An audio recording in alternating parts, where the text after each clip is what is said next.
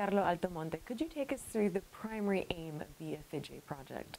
So Effigy stands for European Firms in the Global Economy, and it's a project aimed at analyzing the drivers of competitiveness of European firms. So the focus here is on firms, not on countries, because we think that this is a dimension of policy analysis that has been neglected, and it's actually telling us a lot. And to that extent, we have collected a data set with firm-level activities across 7 European countries in the manufacturing industry, 15,000 firms in total. The samples are representative, meaning that when you take averages at the country level, you get an idea of what actually is happening in the country.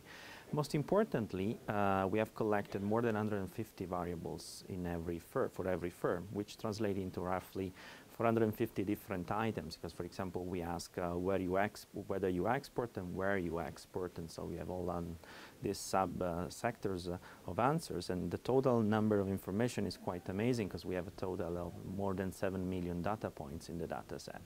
And that's for free. It's available to everybody. So it's an heritage of the Effigy project for a better policy making.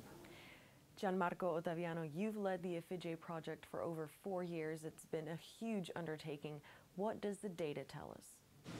So I think the first important achievement has been to contribute to a sort of quantum leap in the way the debate on competitiveness is being framed in Europe. By collecting this sort of data. Before this debate on competitiveness was based mainly on microeconomic indicators, which are of course interesting, but only part of the global picture. With this sort of data, what we have is indeed the possibility of completing the macroeconomic information with detailed information about firms. When you do that, you realize that there is something that can be called the average firm fallacy. So when you look only at the aggregate data, in your mind is the idea that what matters is essentially the average firm. And once you can affect in a positive way the average firm, then this is going to create an aggregate advantage. Instead, when you look at the firm-level data, you realize that a lot of the competitiveness of an industry or a country is coming from a subgroup of firms that are much better than the others, much bigger, and also pay higher wages and employ more people. Which means that the policies that are targeted to the average firm may simply miss the target, because the problem is not really to improve the average firm, but to allow firms that are below average to become above average. And this is essentially one of the key implications of our analysis, also in terms of policies. So a greater attention to the actual dynamics of firms and how firms grow. The best way to obtain more competitive firms is to foster their growth. And this data and our analysis has allowed us to see actually how these firms could grow and what is really triggering their ability to compete in international markets. And there are things that are to some extent well known, but what is important is that they are consistent with a general view that human resource management is important, that financial constraints may be a big issue for the growth of firms, that the property, the organization of ownership is also important. So firms that are small, they tend to be family-owned and family-run.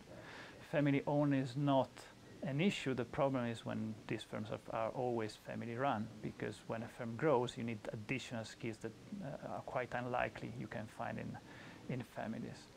So the entire project essentially, I think, overall, in terms of policy implications, is really that is revealing some very precise ways through which you can affect firms' growth.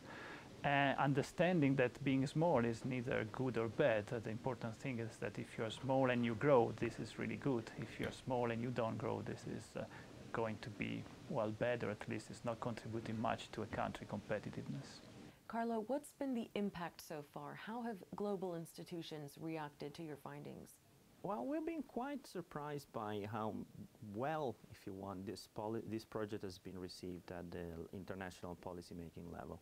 The European Central Bank recently has started a research network on competitiveness, And one of the pillars of the research network is going to be firm-level data, with the idea of explicitly capitalizing on the Effigy experience, and maybe use some of these results, and then maybe run a second survey of firms financed by the central banks.